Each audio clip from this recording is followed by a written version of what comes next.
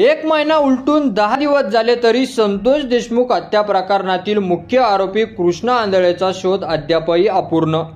9 डिसेंबर रोजी मसाजोग गावचे सरपंच संतोष देशमुख यांची हत्या झाली। या प्रकरणात एक एक करत आरोपींना अटक करण्यात आली, जसे की जयराम साठे, महेश केदार, प्रतीक गुले आणि विष्णू चाटे। यापैकी प्रमुख आरोपी सुदर्शन गुले आणि सुधीर सांगळे पोलिसांच्या हाती लागले। मात्र कृष्णा आंधळे अद्यापही फरार आहे, जो 37 दिवसापासून पोलिसांना चकवा देत आहे।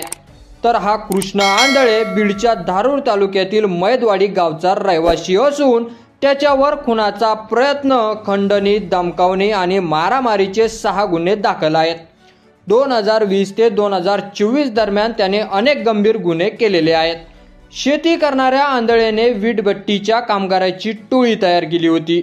त्याचबरोबर त्यांचा राजकीय नेत्यांशी जवळचा संबंध असल्यामुळे त्याला संरक्षण मिळत राहिलं। देशमुखांच्या हत्येनंतर कृष्णा आंधळे, सुदर्शन गुले आणि सुधीर सांगळे यांनी गुजरातमध्ये एका मंदिरात 15 दिवस आसरा घेतला। देशमुखांच्या हत्येनंतर कृष्णा आंधळे, सुदर्शन गुले आणि सुधीर सांगळे यांनी गुजरातमध्ये एका मंदिरात 15 दिवस आसरा घेतला। तिथेच या आरोपींनी आपसात पैसे आणण्यासाठी योजना आखली। मात्र आंधळेंनी साथीदारांशी संबंध तोडून स्वतंत्ररित्या फरार होणे पसंत केले। फरारी दरम्यानच्या रणनीतीत कृष्णा आंधळेने स्वतःला सुरक्षित ठेवण्यासाठी कोणतेही डिजिटल उपकरण जसे की मोबाईल फोन वापरणे टाळलेले आहेत। तो कमी खर्चात आणि उपाशी पोटीही दिवस काढू शकतो। यामुळे तो सध्या वेश्यात मंदिरात किंवा गर्दीच्या ठिकाणी आसरा घेत असल्याची शक्यता आहे। CID आणि SITचे 150हून अधिक अधिकारी कृष्णा आंधळेच्या शोधात आहेत। त्याच्यावर नाशिक, गुजरात आणि उत्तर प्रदेशात असल्याच्या अफवा आहेत। नाशिक पोलिसांनी तर सर्च ऑपरेशन केले, मात्र कृष्णाचा ठाव ठिकाणा लागलेला नाही।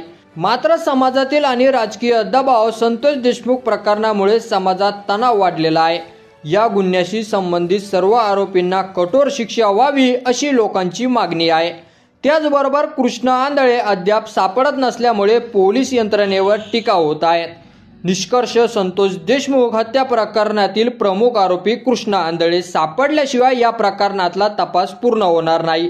पोलीस यंत्रणेला तंत्रज्ञान, स्थानिक माहिती आणि योग्य रणनीती वापरून तपासाला गती देणे गरजेचे आहे। की यावर तुम्हाला काय वाटतं की कृष्णा आंधळे पोलिसांच्या हाती कधी लागेल? की यावर तुमचं मत आपल्या कमेंट बॉक्समध्ये नक्की कळवा। आणि अशाच माहितीपूर्ण व्हिडिओ पाहण्यासाठी आपल्या मराठी एल्गार या YouTube चॅनलला सबस्क्राईब करा। धन्यवाद।